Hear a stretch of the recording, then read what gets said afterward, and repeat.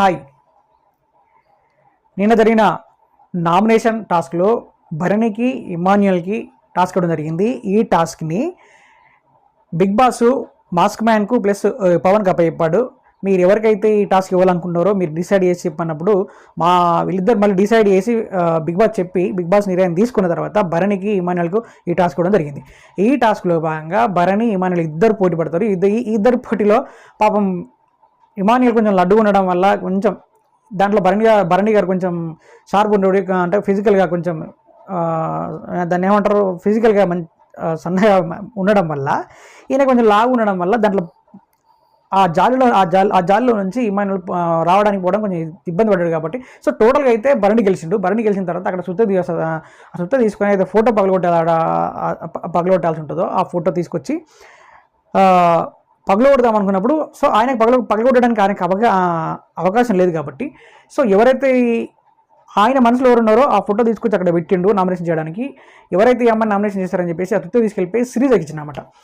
అక్కడ దాకా బాగానే ఉంది. శ్రీజ వచ్చేసి ఏం చేసింది, ఆ ఫోటో పెట్టింది ఎవరితో పెట్టిండంటే సంజనది పెట్టిండు. తీసుకొచ్చి సంజనది పెట్టి ఆ తుత్తో తీసుకెళ్ళిపోయి సంజన నామినేట్ చేయాలని చెప్పేసి శ్రీజర్కి ఇచ్చిండు. శ్రీజ వచ్చేసి ఏం చేసిందంటే సంజన యొక్క రిమార్క్స్ ఏవైతే ఉన్నాయో, సంజన యొక్క ప్రాబ్లమ్స్ ఏమున్నాయో అవి క్లియర్గా ఎక్స్ప్లెయిన్ చేసింది. సంజనకి ఎక్స్ప్లెయిన్ చేసింది. మీ వల్ల హోల్ ఇల్లంతా డిస్టర్బ్ అవుతుంది, మీ వల్ల మీరు ఒక్కటి చేయడం వల్ల మిగతా 40 మెంబర్స్ అందరూ ప్రాబ్లం ఫేస్ చేస్తూ ఉన్నారు. నువ్వు చెప్తే నువ్వేదైతే కరెక్ట్ అనుకుంటావో దాని మీద ఉంటావు, నీకు స్టాండ్ పెట్టుకుంటావు, అదే స్టాండ్ మీద ఉంటావు. సరే నీకు స్టాండ్ ఉండడం కరెక్ట్ కాదు, కానీ అది కరెక్ట్ కాదు, పక్క వాళ్ళు కూడా కరెక్ట్ ఉండాలి కదా.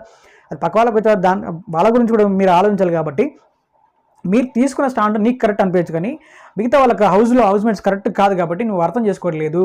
సో నిన్న మీరు వాదించింది బాత్రూంలో షాంపూ బాటిల్ ఏమంటారు, హెయిర్ షాంపూ బాటిల్ ఉంది కదా, ఆ బాటిల్ తీసుకెళ్ళి కింద పెట్టడానికి రాంగ్ అని చెప్పేసి ఇంతమంది చెప్పినా, ఆ ఇంట్లో కంటెండర్స్ చెప్పినా కానీ నువ్వు వినలేదు. వినకుండా నేను చెప్పిందే వేదము, నేను చెప్పిందే కరెక్ట్, మీరు నాకు చెప్తారా అని చెప్పేసి ఇష్టానుసారం బాధించడం.